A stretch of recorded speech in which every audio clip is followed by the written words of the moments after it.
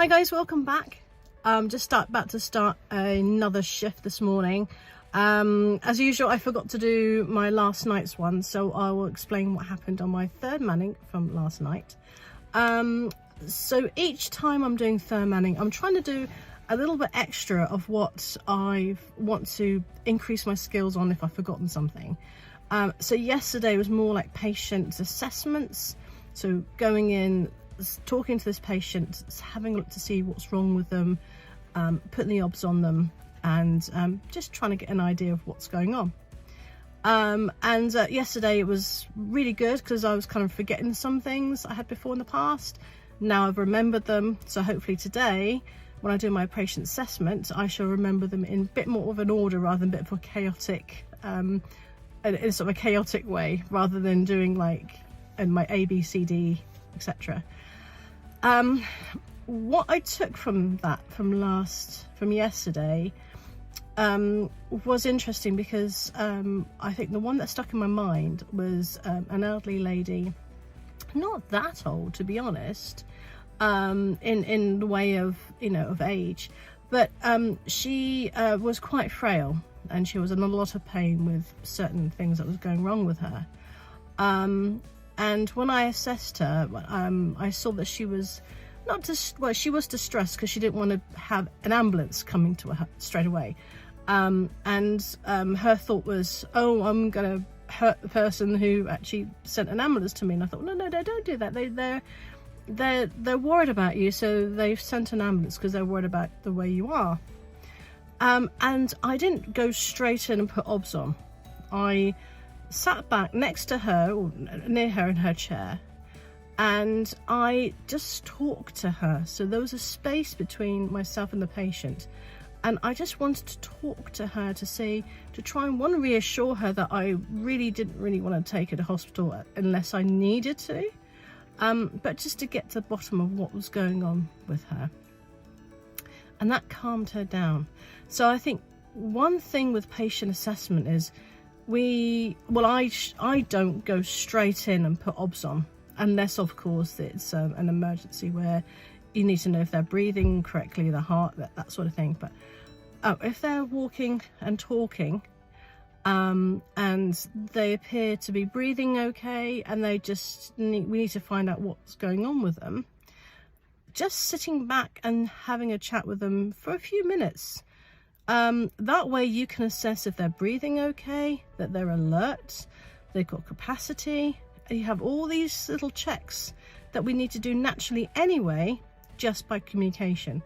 And I think that's a really good way of starting a patient assessment. Then later on, you know, again with a few minutes, I'm not talking about like 10-15 minutes, I'm talking about within, you know, a minute or two, I asked if I could hold her hand. And what I did then was I put my fingers on her wrists just to check and assess her heart rate, because just by holding her hand or holding her wrist gently does two things. It's tactile, it shows that we are caring, and like you pat your hand or pat your arm, say don't worry. And the other thing is I was feeling the rhythm of her heart, and if it was strong, if it was irregular. And so that little gesture does lots of things as well. And then from that I still can talk to her, and then I can assess her, you know, her rest rate, and if she's pausing in between, I can look at her eyes a bit more and see if we're having any sort of shakiness in there. And then generally ask her, do you know what, okay, can I just check to see how your oxygen levels are? I'm just gonna put a little thing on your finger, and just carry on like that. And in the end I got to do all my obs. She was actually fine. She was happy for me to do those, and it was, you know, non-invasive. It was nothing that was going to hurt her or upset her. Sadly though, she was a patient who had deliberately stopped her tablets because she wanted to die, and she was, you know, generally well in herself, but she was very, very frail. I wasn't eating, preferred to give her dinner to the dog, literally, so then she could like not survive.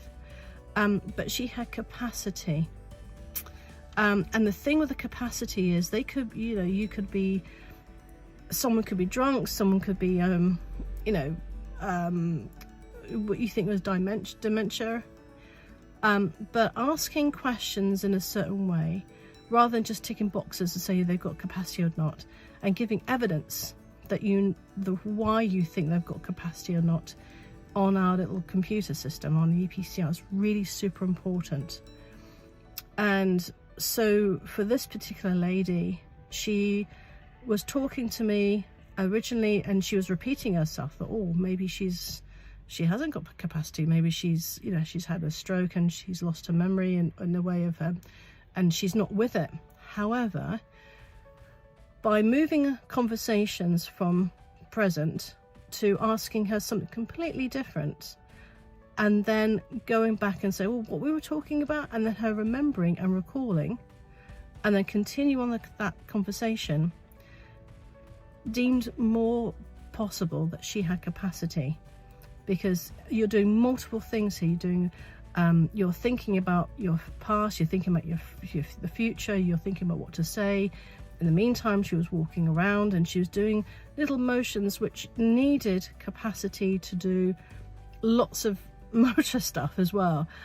So it's a very sort of grey area of capacity, and I still don't really understand it 100%, and I really need another source of help with that, you know, when someone's next to me, just to see, do you know, has that person got capacity or not? So, because we were thinking we should take her in, but she adamantly said no.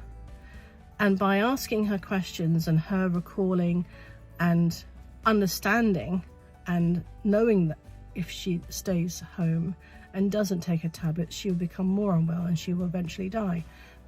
And that was really hard to do.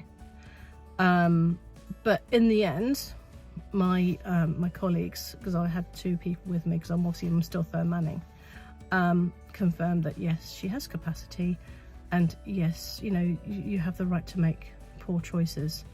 Obviously, if she had become unconscious, then the capacity's gone.